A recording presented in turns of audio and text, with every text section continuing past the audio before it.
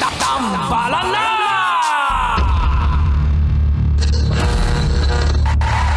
Ang tambalang kumikinang. Nicole Ayala and Diego Bandido.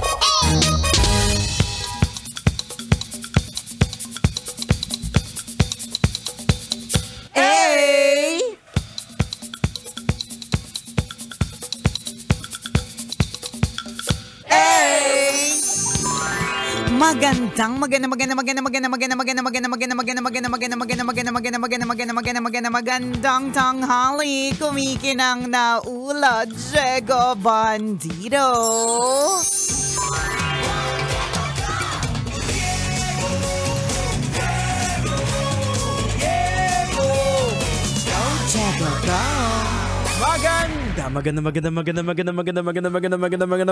Magandang tanghali.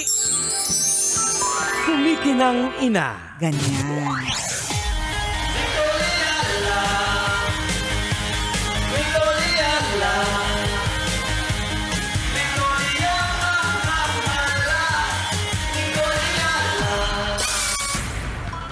Shoutout po dun sa lahat ng mga kabisya nating merong fina-follow na strict diet. Oh. Share ko lang. Okay. Kanina, sabi nung nag-message sa akin ang aking nuclear medicine doctor. Diba? Wow. Ay nako, hindi ko talaga in-expect itong nuclear medicine na to. Dati akala ko, parang feeling ko parang tunog terorista. diba? Parang Ngayon ko lang narinig eh. nuclear medicine. Ayan. Totoo, tunog terorista. Parang merong pupuksain. And I guess that's kasi it eh. naririnig natin yung nuclear bomb. Correct, Yan, doon natin diba? naririnig yun. So I guess parang parehas din ang konsepto in a way sa pagiging terorista. Kasi may pupuksain na cancer cells. Yes. Pasensya na talagang big deal to sa akin kasi all my life akala ko tuli lang po ang poproblemahin ko tsaka tulo. Charot. Ang bira to si Boy Bisa. Nakakaloka. Ikaw daw yung ilalagay sa missile eh. Grabe naman. Ako ba? Ako na ba ang sagot sa Israel? Chares. So kanina nag-message ang aga. Sabi niya, okay, ito yung ating treatment plan. So, Okay. August 26, radioactive RAI, radioactive iodine therapy. So, meron lang titirahin na gamot. Pill lang siya eh. Okay. Pero radioactive ka na ng mga 14 days. Ganyan. 14 days? 14 days akong, 14 days akong... Hindi ka pwedeng lapitan. Hindi ako pwedeng lapitan. So, gusto mo akong lapitan, di wow, ang galing mo. Para kang lumapit sa missile bomb. So, ang eksena is that, ganon. So, preparation for it, di ba? Siyempre, yun yung tanong ko, ano po ba yung mga paraan para mag-prepare para dito? Oo. So, eto na.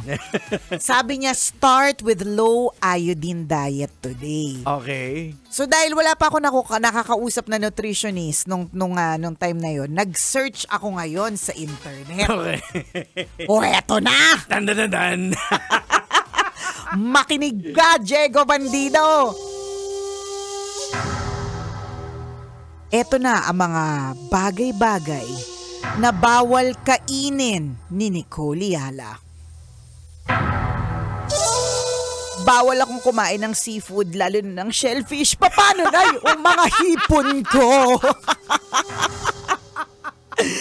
Paano na yung mga hipon ko? Bawal akong kumain ng mga pagkain na merong iodized salt. Ayan. So, isda, bawal ka. So lahat ng kakainin ko, Diego Bandido, ay wala ng lasa. Tungkol naman sa mga dairy products, ang sabi, Eto na. limit or avoid milk, cheese, ice cream, at iba pang dairy products. Papaano? Paki-explain with actions. Eto pa. Ano pa? Egg yolks. Bawal din. Because very high in iodine. Ano na nakakainin mo nun? Ayun na nga eh! Nakakaloka! Hindi pa tapos. bawal ang red-dyed food. Ibig sabihin, yung mga pagkain na may red na dye. Oho. Katulad mga langgunisa, ayan. Oh, yan. At katulad ng paborito ko, Ano? Diego Bandido. Cheetos. Mga chichiryang kulay pula. Nako. Nakakaloka. So, bawal din ang processed food na may high amounts of iodine. So, ngayon, alamin ko pa dun sa mga pagkain namin sa refrigerator kung alin dito yung mga matataas sa iodine. Bawal din ang canned foods with added salt. So in short, iwas ka sa mga processed food. In short, wag na. Mauna ako mamatay dito. Alam mo, naranasan ko rin din yan dati. Mauna na ako mamatay dito kesa sa cancer. Nakakalurke. Grabehan. Yung walang lasa, yung dati, after post-operation ko rin din, bawal din yung may asin. Talaga yung panlasa lang, suka. So, minessage ko yung ating nutritionist / boss na si Missy Hista. Sabi ko, Ma, ano ba yung mga makainin ko? Tapos sabi niya ganito, pwede namang patakan ng sesame oil. Sabi ko, ano ang contribution ng patak? Nakakalurky, Jeg. So Yung ngayon, Himalayan salt na yan. siguro pwede yun, basta wag Tsaka Iodized. yung rock salt, kailangan, daw pala ang sabi niya, kailangan patakan ng suka kapag ka umitim, iodized yun. Yun. So kapag ka nakita ko ng pamilya ko, Daddy, nakikinig ka ba ngayon, na nagpapatak ng suka sa asin natin, wag mo kong husgahan. Tinitingnan ko lang kung ito ay iodized. Nakakalurky. Kasi yun yung preparation ko. So eto na, nung nabasa ko, ano ang next step ko? Okay. Message ko si Doc. Alright. Doc, okay lang po ba sa Sabado mag-umpisa? Tumawad. Kasi feeling ko, Jegs, kailangan kong i-prepare yung sarili ko mentally. Hindi na physically kasi medyo sanay naman ako sa gutumin yung sarili ko. Alam mo talagang alam ni Lord yung ginagawa niya. Kasi ngayon ko lang din na-realize na kaya pala nakayanan ko yung 1 meal a day. So dapat hindi na ako masyado nagugulat dito kasi sanay naman ako ng gutom ako eh. Ayan, 'Di ba?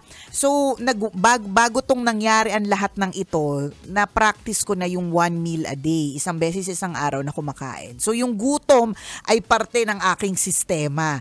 So ang kailangan ko is i-prepare yung sarili ko mentally para dito kasi syempre biglang isang araw lahat ng pagkain ko walang lasa. Nakakaloka. Kaya humirit ako ng Saturday. Kasi sa Friday, meron akong a-attenda na concert. Concert ni Vice Ganda tsaka ni Regine Velasquez. Okay. Medyo masarap kumain kapag may papanoodin kang concert, di ba? So, hirit ako. Sabado na lang. Pero hindi ko nasabi sa kanya na Sabado ng gabi mag-uumpisa. Kasi sa tanghali, meron akong racket na kainan yun, so kakain ako. Nakakaloka. Well, in fairness, pumayag naman. Kasi nagbilang naman ako ng mga araw, dapat 2 to 3 weeks yung low iodine diet bago yung radiation. Pasok naman yung after Saturday. So sabi naman is low iodine, so hindi naman totally nawala. Low naman. Low. Low naman. So, hahanapin ko ngayon yung mga bagay-bagay na ganyan. Ang isa ko pong panawagan para po sa lahat ng mga tambalanista na ang negosyo ay nagpe-prepare ng meals. Di ba may mga ganon na parang high protein diet. Yan, may mga ganon. Low carb diet. Yes, Yan. Tapos yun yung kanilang mga di ba yung kanilang negosyo. Baka naman po. Baka naman po gusto niyo po akong supplyan. Kasi kawawa naman yung Nicolia. Mag-isa lang. Di ba? Isolated ka. Isolated na nga. Tapos hindi ko pa alam kung anong kakainin ko. Di ba? Baka naman gusto niyo magpadala nung tamang kakainin ko. Kasi kung hindi, titirahin ko lahat ng bawal. Hindi pa siya marunong magluto. Actually, yun talaga yung concern. Hindi ako marunong magluto. So, paano na lang yung isolated ako tapos hindi ko pa alam kung anong kakainin ko. Kasi alam mo, naisip-isip ko dun sa mga panahon na isolated ako at bawal akong taawakan. Makakapag-food trip ako. Naisip ko na lahat ng mga flavor ng takoyaki. Iniisip ko nga sana, yung itlog na lang sana eh. Kaya nga eh. Nakakalurky. O sabi ng isa nating nurse na tambalanista na si Jamie Bagtas. You can use salt substitute. Basically, you're following renal diet. Ano naman yung Ano renal? yung mga renal na yan? Ang gusto ko rino, masarap. Ini sa loob ng lata. Correct. Bawal. Bawal din. Nakakalurky. Pero alam mo, yung mga ganyan, di ba, sanayan lang. Usually, parang unang linggo ka lang mababaliw niya. Unang Oo, dalawang totoo. linggo. 2 weeks nga yun eh. Dati hirap na hirap ako noon. Yung halimbawa, yung iba yung pagkain ko eh. Walang asin talaga. Alam mo yung hinahampas yung kamay ko kasi sabay kayo kumakain sa kanila may lasa. Kaya nga. Hinahabang mo hinahampas yung kamay ko. Kaya Gusto mo nga. pa mabuhay? Totoo talaga. So ngayon parang ito na yung yung madami kasi nagtatanong lagi sa akin, so anong bawal mong kainin? So ako parang, wala naman. Lagi ako ganun eh. Lagi ako, wala naman, nag-wine pa nga ako kagabi. Di ba? Yung mga ganun. So ito na yung mga bawal in preparation for the radiation. So ang goal po natin, ang radiation na isang beses lang mangyayari sa tanan ng buhay ko. Dapat matanggal na lahat. So, pill lang siya ang iinumin mo. Pill. Ang iniisip ko, parang tuturukan ka or something. Hindi, or may pill. machine na Ganun pero pagkatapos nung after 4 days, may parang PET scan. Parang ganun. Okay. Pero pill siya. Sipin mo, gaano kalakas yun? Grabe. So, That can naisip ko lang, pwede itong gawin ng dahilan ng mga may mga utang eh. para Kung may iniinom akong wag kayong bawal kayong lumapit sa bagay. may radiation pill ako yung iniinom. Sa bagay. Pwede din. Alam mo talaga minsan, Jegs, yung utak mo bumabalik din talaga. Utak kriminal. Sa pagiging utak kriminal bumabalik-balik din talaga dun eh. Ay, nakakaloka. So yan ang mga ganap. Kaya sabi ko nga, shout out. Yan, shout out dun sa mga may fina-follow na special diet. It's really not easy. Hindi po talaga siya madali. Kaya nakakabilib po yung nakakagawa ng ganon. At nakikinig din sa atin. Speaking of shout out sa record section. Ayan. Record section dyan sa Pasay City Hall. Oy, sa mga taga Pasay City Hall. Correct. Hello po sa inyo, lalo na kay Miss Leah Bernal na nakatutok sa atin ngayon. Miss Joy. Lahat po ng mga nandyan, salamat po ng bonggang-bongga sa pagdaantabay sa tambalang kumikinang. Ayan, mabalik ko lang yung kanina na banggit mo na parang ang galing talaga ni Lord na parang Pine-prepare niya. ka niya. Kumbaga, totoo eh. Kasi kung feeling ko, kung hindi ako nakapag-try ng OMAD or yung 1 meal a day, itong low iodine diet will be really crazy for me. Sobra, may Baka hilig pa naman mabaliw sa mga ako. chichirya. Correct! Mahilig talaga ako sa mga ganyan. Pero kasi, nung sineryoso ko din talaga yung OMAD ko noon, ibig sabihin, lahat ng mga pwede kong tanggihan, medyo natanggihan ko din talaga. So, dapat kayanin ko to. So, ang dami ng pinagsubok na pinagdaanan. Dito pa ako babagsak. Diba? Tama. And speaking of mga pagsubok, ito naalala ko lang kasi kanina yung nabasa ko sa Bible na parang binabanggit doon na kaya sila hinayaan doon sa 'di ba sa wilderness for 40 years para i-test yung heart nila para nang sa gayon dahil darating ang panahon gagamitin sila. Parang sa'yo, di ba, yung mga daming mga pagsubok kasi may isang darating pa lang na ready ka na. Para para mapaghandaan. Oo. Pero pwede bang ipagdasal ito na parang Lord, time out? Pwede ba pagkatapos nito, time out? Yung bang hinihiling ko na sana medyo manalo sa loto, hindi na yung 200 million, kahit 50 million na lang. Basta actually bingo. Kahit manalo sa bingo, basta medyo malaki-laki. Nakakalurky. Pero di ba, totoo, that really whatever it is that you're going through right now is actually preparation. Pero wag din tayong matakot kasi baka mamaya ang feeling natin ngayon na, kaya pala ako may dinadaanan na pagsubok kasi sabi nila Nicole at Diego, may pagsubok ako dadaanan na mas matindi. Hindi naman laging ganon. It's preparation of your heart. Yes.